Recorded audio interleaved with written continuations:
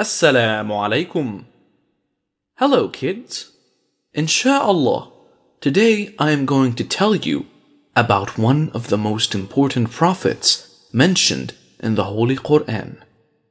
It is the story of Prophet Musa Alayhi Salam. In Islam, Prophet Musa is loved and respected. He was both a prophet and a messenger of Allah subhanahu wa ta'ala. God mentions his name more than 120 times in the Quran. It is the longest and most detailed story of a prophet in the Holy Quran. Are you ready to hear his story? Now listen carefully. Bismillah. The birth of Prophet Musa Alayhi Salam. The descendants of Prophet Yaqub Alayhi Salam, who were also known as Bani Israel, migrated to Egypt. They lived for a long time happily in this country. Prophet Musa Alayhi Salam was born to one of the descendants of Prophet Yaqub Alayhi Salam. He was born in Egypt. The ruler of Egypt was the Pharaoh, and he hated the Israelites very much. One day, he sent an order to kill all baby boys born in Israelite families. The soldiers killed all the newborn boys in Egypt, and they soon arrived at the house of Musa alayhi salam. But Musa's mother escaped from the house unnoticed. She placed her baby in a wooden chest in the great Nile River.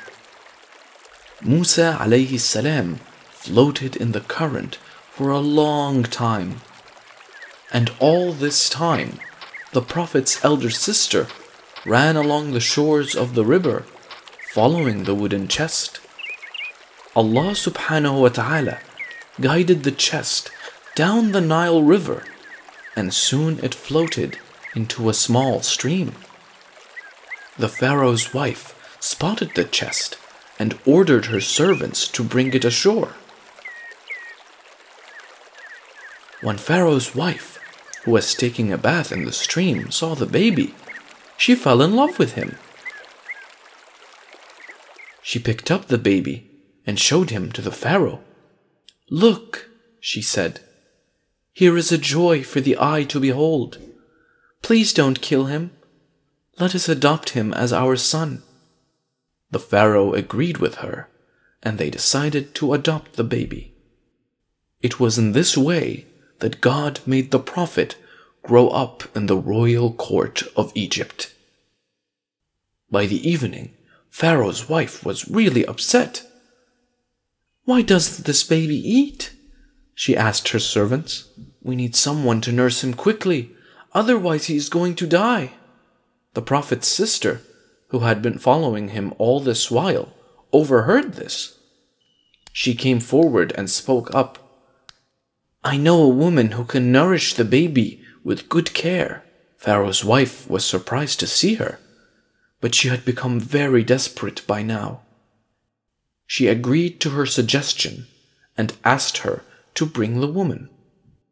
In the meantime, the Prophet's mother was weeping bitterly at the thought of her little boy. Allah subhanahu wa ta'ala knows how much a mother loves her child. It was then that her daughter came running to her, bearing the great news. She told her that the Prophet was adopted by the royal family, and that they were looking for a nurse. She immediately left with her daughter to feed her little boy. When Pharaoh's wife saw the little boy being fed by the nurse, she was pleasantly surprised. The boy had not taken any food all day, and she was getting concerned. Little did she know that the nurse was actually his mother. It was in this way that Allah made the mother happy again. The Prophet grew up in the palace and was taught along with Pharaoh's son. He grew to become big and strong, but he was very kind and gentle to everyone. The people of Egypt loved him very much. One day, he saw a soldier beating an Israelite. The poor man kept begging everyone for help, but no one interfered. When he saw the Prophet, the poor man pleaded to help him. The Prophet was very angry when he saw this. He stepped forward and hit the soldier with such a powerful blow that he collapsed and died. When his anger subsided, he realized what a grave sin he had committed. The Prophet knew it was a sin to kill anyone until he is brought to trial and found guilty.